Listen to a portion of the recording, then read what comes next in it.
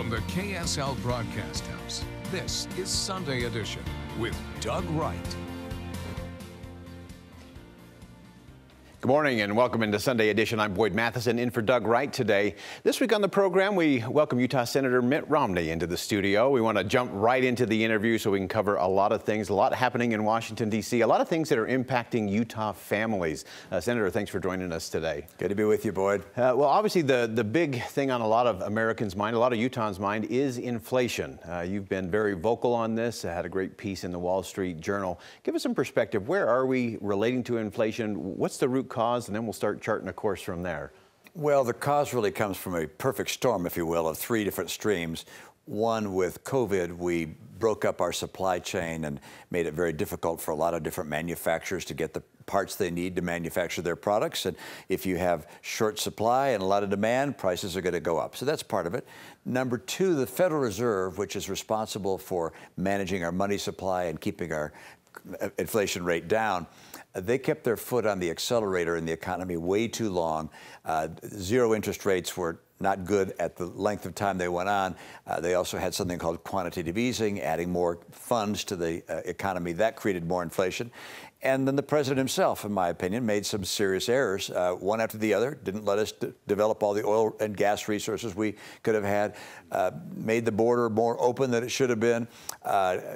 In my view, one of the biggest errors was saying $1.9 trillion. This was last year, March. We're going to send out $1.9 trillion to people and the states. Highly stimulative. All those things created more demand. Prices go up. And it's probably going to continue for some time. Because the Federal Reserve is probably if you will, got the biggest hammer, and they're the ones we look to be able to get things in control. But it's going to be a while. Yeah, and as the administration looked at that, we know last spring they said that the inflation wasn't a thing, and then it was a transitory thing, and now it is just a thing.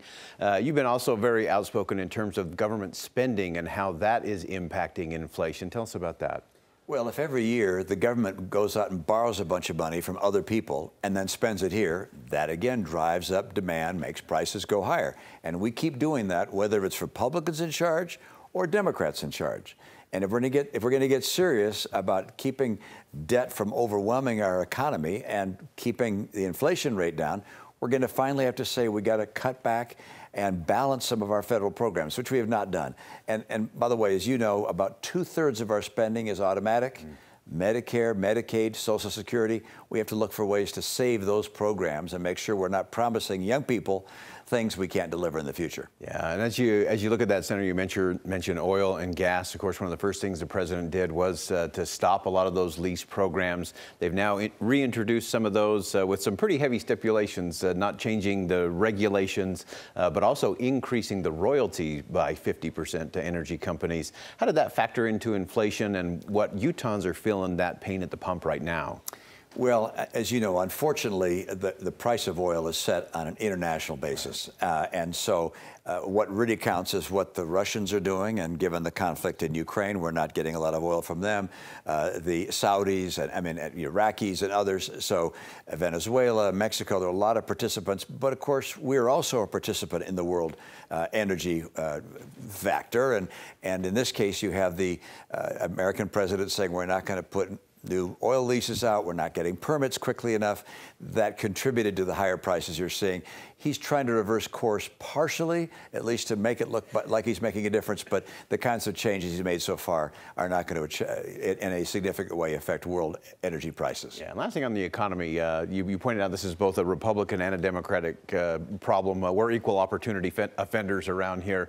And it does seem to be a spending problem. While a lot of that is locked into those big programs, there also seems to be a lot of spending still going on, regardless of whether it's Democrats or Republicans controlling Congress or controlling the White House. Yeah, I heard the president the other day say that, Republicans don't have anything they're for. And I wondered, what could he possibly be thinking? And then I realized for a lot of Democrats, my liberal friends, unless you want to spend more money on some new program, you're not for anything. But you realize it's a lot harder to find ways to economize and to cut back. It's a lot harder to do that than just to go out and spend more money and borrow more money. So we need people on both sides of the aisle to get serious about pulling back some of the spending, finding ways to balance the big programs that are out of balance. Until we do that, we're going to have these kinds of economic problems haunt us for a long time. Yeah, I want to go to international issues now. You're on the Foreign Relations Committee. President Biden is clearly trying to pivot during a 2020 midterm election year to focus on domestic issues. America still has a very important place in the world. How do you see things playing in Ukraine and our adversarial relationship with Russia? Well, it's hard to see a good outcome in Ukraine. We'd like to see Ukraine able to push back on the Russians and to win, if you will, but that's unacceptable to Putin. He's not going to let the Ukrainian military, which is 1/10 the size of his own military, push him around forever. And so there's a worry that he might do something truly outrageous with regards to perhaps chemical weapons or even a tactical nuclear weapon, but he doesn't want to lose. So I think the president is right to have linked with our allies to make sure that our sanctions are collective, not just the U.S. alone. That's a good thing. I think he's right to provide additional weaponry to the Ukrainians. But how this ends is not quite certain, and a lot of bloodshed and tears are going to be shed as a result of what happens over the coming weeks and months. I'm hopeful that at some stage there'll be a ceasefire, people go to their respective corners, but we'll see if we get there. Yeah, and do you think that Vladimir Putin is doing kind of the wars in Europe tend to follow a pattern, and that is when you finally get to the peace table, you kind of get to keep whatever you've got? Does it look like Vladimir Putin is just making that one last push for that Donbass region and then hopefully trying to get to the table from there? Well, I think he wants to make sure that he can go back to his own citizens and say, I won. I denazified Ukraine. Of course, Ukraine does not fill a... Yeah. I mean, the president of the country is Jewish. So, but he'll say that. And if he can keep at least the land he had before and pretend like he has more, then he'll be able to survive. If it looks like he got pushed out, why, that would be, I think, very difficult for him domestically. But the Ukrainians are not going to cede him land, I don't believe, and they're going to fight long and hard. So where this ends and where you draw that line, I don't know at this stage. Yeah, and then finally, turning to the Supreme Court, of course, the nomination process has become such a political spectacle, again, regardless of which party is in power. We saw this play out as it relates to Judge Ketanji Brown Jackson, who's now been confirmed, will take her seat on the court at the end of the term. As you went through that process, again, it has become so political. How do we change that trend? We note that Utah's had one Supreme Court Justice, George Sutherland. He was nominated while he was out of the country giving a speech in London, and he was confirmed before the sun set on the very same day. Wow. So how do we get back to a little different kind of approach in terms of the Supreme Court? Well, I think historically people have looked to see, is someone qualified? Do they have the intellectual and academic capabilities to actually serve on the court? And that was how decisions were made. And then there was a move to say, wait, does this person fit within the mainstream of their own party? Or are they even more extreme than their own party, more extreme than the president's party, perhaps?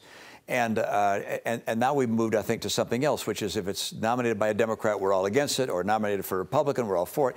And that obviously creates some constitutional issues for us. If you had a, let's say, Republican president and a Democrat Senate, you could never get anyone confirmed. So that's not what the Constitution intends. In the case of Judge Jackson, I originally felt she was out of the mainstream, even her own party. And there were some cases she had decided that I thought were very badly decided. I got the chance to spend time with her before the Supreme Court vote and sat down and talked through these cases and recognized that she had some pretty solid logic. Not necessarily that I agreed with all of it, but it was based upon the law and the Constitution as she saw it. And while I don't agree with her, and while I'm sure many decisions she makes I'll disagree with, I believe she's in the mainstream of her party, and that's why I voted to confirm her. Yeah, and I think so often we miss the fact that most of the Supreme Court decisions are 9-0, 8-1, 7-2. We focus on these really narrow things where the contention is, or where Congress has ceded power, where the executive branch has maybe done something by executive order, and then we end up in the courts. Can we change that model? Well, I'd like to see Congress play a more active role, but it's very difficult for Congress to get anything done. And the idea of it becoming more assertive and playing more of a managerial role, I think, is probably not likely to happen anytime soon. But there are powers that have been provided to the president that I think we ought to rethink. With regards to war powers, for instance, we have the president right now negotiating a deal with Iran. And there are a lot of us that feel it's inappropriate for him to negotiate that deal unless he's going to bring it to the Senate for a confirming vote. And he won't do that. He doesn't want to do that because he knows we're not going to confirm it, because most likely he's going to give Iran what it wants, a lot of money, the capacity to continue its effort in supporting terrorism around the world. And of course, Iran will be on a track to have a nuclear weapon, ultimately. So we Republicans are like totally opposed to what we hear he's negotiating, but he doesn't want to let us have a vote on that, and that's something we're going to have to find a way to change, because you really do want major international agreements that affect our national security to be negotiated by the administration, but confirmed by the Senate. Yeah, wonderful. Utah Senator Mitt Romney, thanks for joining us today. Thanks, Boyd. Good to be with you. We'll be right back.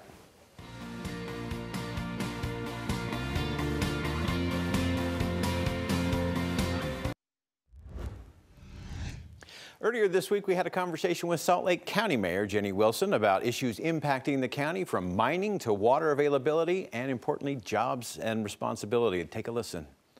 There's a lot going on in your office these days, and one of those in particular is dealing with mining in the canyons. Give us an update there. Well, yeah, the council voted with my office's recommendation to amend some of our planning ordinances to prohibit mining, to put some conditions on mining in the future. And we're pleased that that's happened, because we know that our land is so valuable.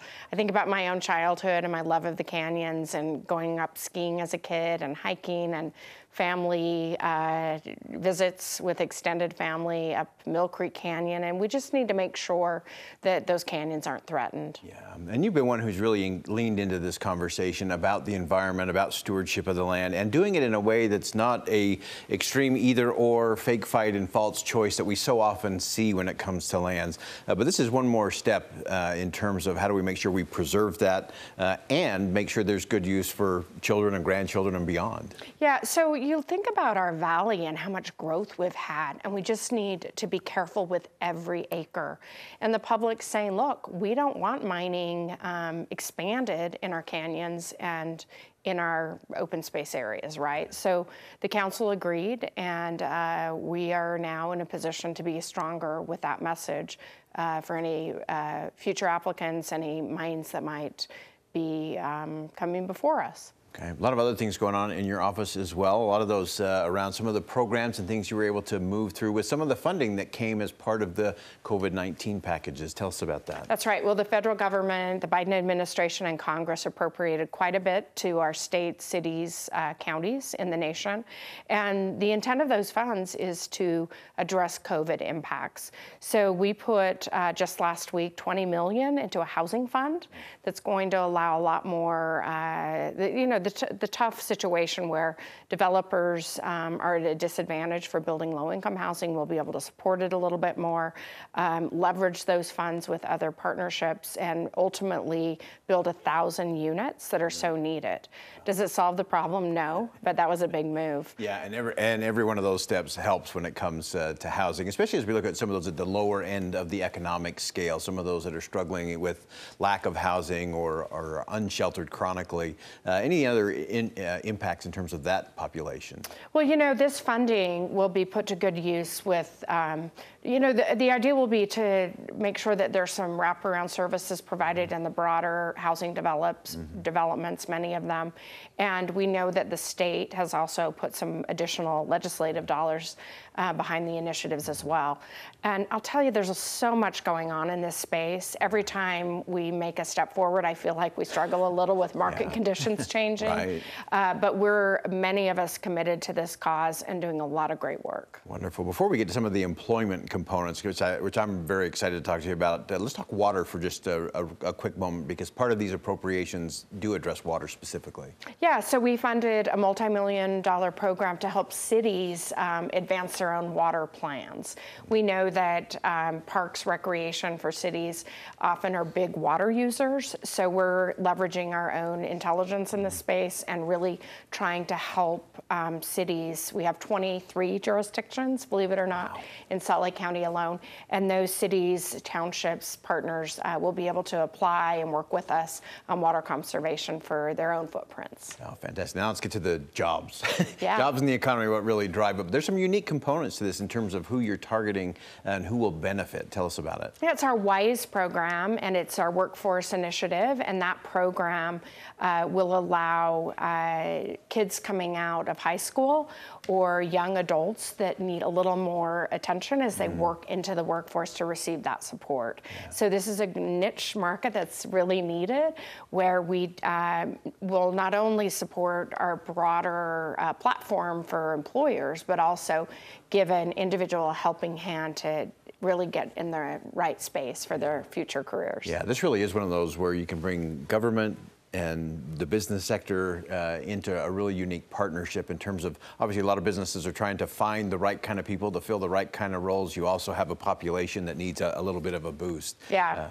Great. You know, I think about my own kids and the challenges they have, and they have a lot of support from their mom and dad, and families are giving a lot of support, but once in a while you've got a situation where kids just need that additional helping hand to make it, and we're excited about this program. Fantastic. Mayor Jenny Wilson, thanks for joining us. Great perspective, great leadership. Appreciate that. Thank you. We'll be right back.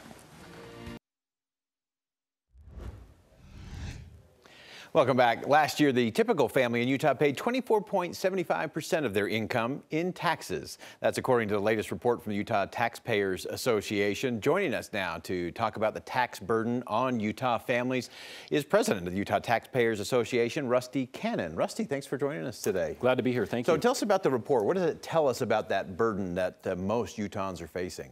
Yeah, we try to do it every year. So the idea behind it is it shows us two things. First of all, what is the overall burden of taxes on the typical Utah family, and then we can track changes year over year. Given legislation that's passed or not passed, what effect it has on the Beehive family, which is the name we picked. Yeah, and so what did we see this year? What is it that's different? What are Utah families actually experiencing when it comes to that tax burden? So the biggest change this past year was a significant reduction in their federal income tax because of the big raise in the child tax credit through the pandemic. So this family saw, owing in 2020 about $400 in federal income tax. This past year in 21, they had about a $2,300 return on federal income tax. Oh, fascinating. And they saw, the other things they saw, a slight raise in property taxes because of a few factors which we can explain, and a slight decrease in state income taxes due to a law that was passed 2 years ago. Okay, fascinating. And I know a lot of folks may have been putting off their taxes about a week ago. I think a lot started sliding in. Those extra couple of days were helpful. I know there were many families who had been receiving that child tax credit over the course of the year that were a little bit of sticker shock in terms of they didn't get the big return they were planning on, and some even ended up owing. How does that federal policy play in? So that's an interesting note. That did hurt a lot of people when it came tax time, where they got back far less money than what they expected, or owed some that they didn't think they would owe. One thing to keep in mind is that went back down for 2022, unless they do something in DC, which I would vote is maybe unlikely this year, given all that's going on, that goes back to $2,000 per child. So that's going to change your tax picture for this year, and people need to be aware of that and be prepared. Yeah, being prepared and factoring all of that in. I also wanted to ask you, in addition to the tax component, obviously a lot of people are talking about inflation and the impact they're feeling at the grocery store or at the gas pump. Yeah. How is that factoring in as you see it on Utah families? So it is a large impact. Just as much as a tax hike, inflation can hit just as hard. One thing interesting is doing this to the state is it's really goosing up the sales tax revenue to the state, because if we're paying $3 for some item at the grocery store instead of $2, that's sales tax on a $3 item instead of a $2. So that's pushing a lot more money into the general fund for the state, and that's why you see more conversations on Capitol Hill here about ways to return that money to taxpayers, of which we're hoping for. Yeah, I know one of the things that you often get to is the transparency and the accountability. As you look through both your report and then observations you guys have made generally in terms of how are we doing in the state of Utah, both in terms of what we're collecting, you mentioned we're collecting a little bit more. Yeah. How are we spending it, and what are the results that we're actually producing? That's a great question. Our state is in very good shape. If you look at all the revenue indicators that we watch, almost like the game, a score of a game as the year goes on, it's strong and getting stronger. There's no sign of a slowdown in state revenues, no sign of a slowdown in the economy. But that's the question on everybody's mind is, are we going to hit a wall with all that's going on? But as for now, there's a lot of revenue coming into the state. They're very transparent about what comes in and decently transparent about how they spend it. That's something that we try to highlight as well. Yeah, and what else should we be watching for in terms of that spending? And you also mentioned some of that money coming in, including some of the money that's come from the federal government. Correct. How is that impacting things in those kinds of programs? So the federal money freed up a lot of money for the state legislature to spend some money on some transportation issues and water issues, those kinds of things. But they did provide a small tax cut this past session. We think they'll likely do another one this next session next year, which we think is badly needed. We're falling behind our neighbors on our state income tax rate. It needs to be much lower than what it is. Yeah, are we starting to see any indicators there in terms of slowdown, in terms of those coming to the state because of that imbalance with those adjoining states? Not yet, but we could find ourselves in the position in a few short years to be there. Arizona just cut their rate to 2.5%. Idaho lowered their rate 0.5%. You know, Nevada 0, Wyoming 0, Colorado is still much lower than our rate. Yeah. So we're surrounded by neighbors that do have lower rates at this point, for the most part. And what's the one thing we should be thinking about as it relates to taxes as a Utah family, as a Utah taxpayer? What is it that we should be thinking about that maybe we're not talking about enough? I think the main thing is be prepared for what's coming this year in a different tax liability on the federal side, and continue to urge their elected officials to provide more relief on the income tax side is where the best place is. That's what hopefully everybody would do, is reach out to them and let them know. All right. Rusty Cannon, President of the Utah Taxpayers Association, always helping us make sure we have a nice bright spotlight there. We have some good transparency and some good accountability. Amen. Rusty, thanks for joining us today. Thank you. Awesome. Thanks for joining us on this episode of Sunday Edition. We hope you'll join us again next week for some important, crucial conversations in our community. Music and the spoken word is next.